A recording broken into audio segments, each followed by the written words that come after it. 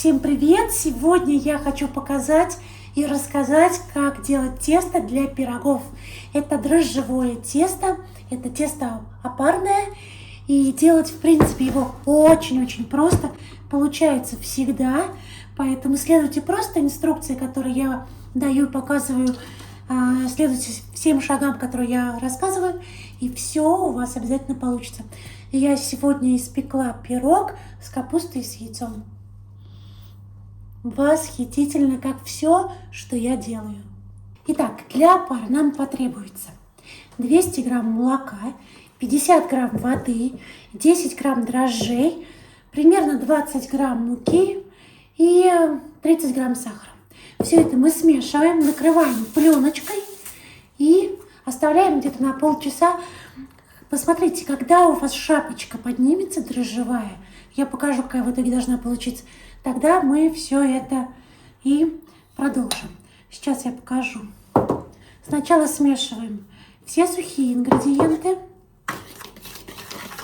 Пока вы смотрите, поставьте лайк, потому что это важно, чтобы вы не потеряли меня.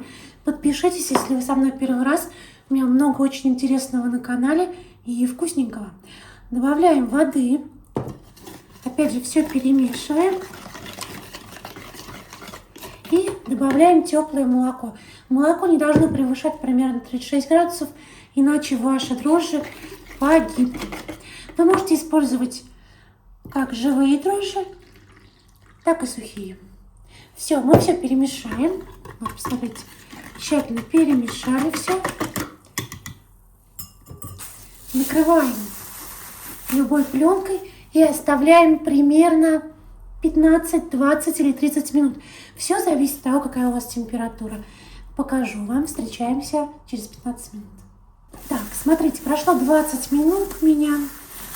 И вот такая вот шапочка получилась. Видите? Пузырики отличные. Что мы делаем теперь? Теперь для основного теста нам понадобится вся опара.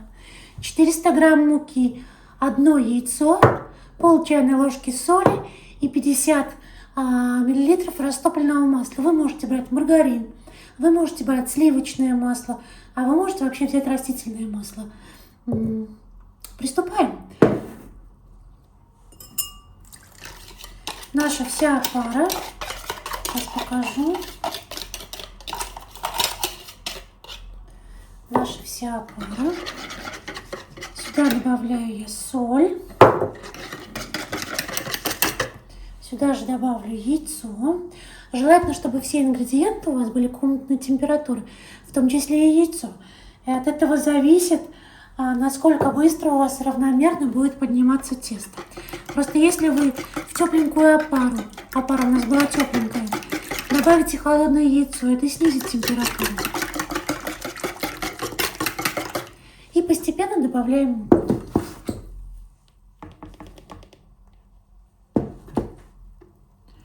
Можете себе помогать ложкой, лопаточкой, руками.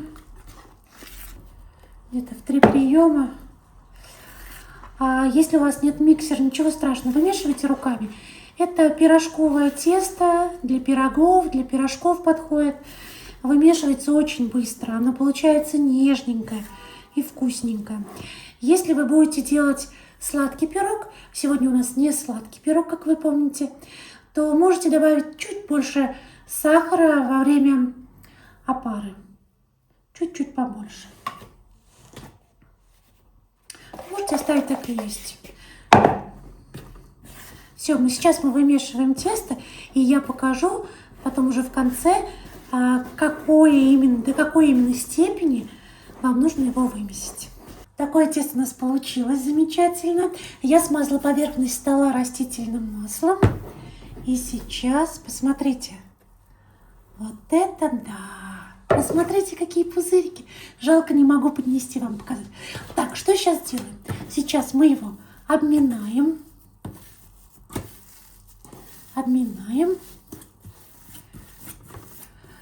И делим на 1/3 часть, примерно на глаз. Потому что 1/3 часть, это будет у нас верхушечка.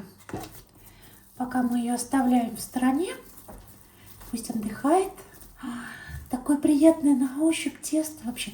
Вообще это тесто, оно подойдет и для пирожков, и для пирогов тоже, потому что такого рода универсальное тесто.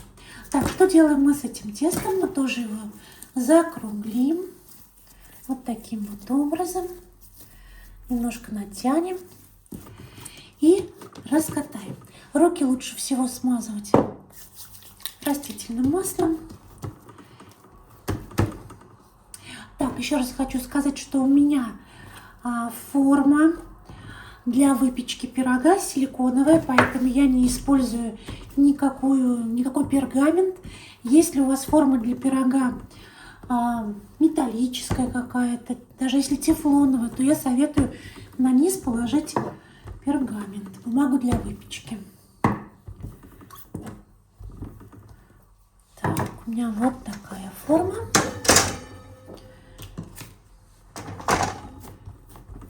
Можно его руками растягивать. Очень податливое тесто, очень приятное на ощупь и очень вкусное. Обязательно у вас получится. Смотрите, как переносить тесто на форму. Смажьте руки растительным маслом и переносим все очень просто и быстро. Раз. Вот такая у нас форма пирога. Сейчас сделаю чуть-чуть бортики. Нужно сделать потоньше, потому что, когда вы будете выпекать этот пирог, тесто еще поднимется. Чтобы не было толстого низа или толстой верхушки, всегда тоненькое тесто делаем. Так, начинка у меня капустка и вареное рубленое яйцо. Ой, очень люблю. Можно сделать с капустой с рыбой, с капустой с грибами. Капуста, лук, морковка и рубленое яйцо и всякие специи, которые вы любите, которые есть у вас дома. Ну, это все выложу. Начинки много не бывает. Можно сделать открытый пирог, можно закрытый. Наверное, сделаю закрытый. Так, пока в сторону. Еще раз смазываем поверхность стола маслом. И вот наша заготовочка для верхушки. Можно использовать руки, можно использовать скалочку. Будет все красиво и вкусно. Есть много разных вариантов защипов для пирога. Покажу самый простой. И вот наша заготовочка. Чуть-чуть завернулась, но не беда. Все. Теперь вы снизу подтягиваете краешки. Подтягиваете и защипнули с поворотом. Подтянули, защипнули с поворотом. Надеюсь, вам видно.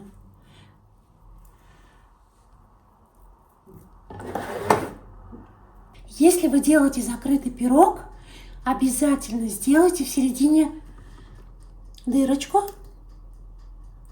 чтобы у вас выходил воздух, иначе его разорвет. Можно сделать такие украшения. А верхушку нужно смазывать яйцом. Я смазывать сейчас буду молоком.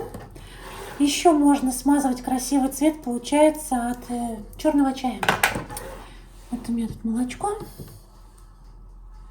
И чуть-чуть смазываем. Мне не очень нравится смазывать яйцом, потому что яйцо быстро подгорает. И молочко тоже зажаривается, но такой красивый дает цвет. Просто это мой выбор.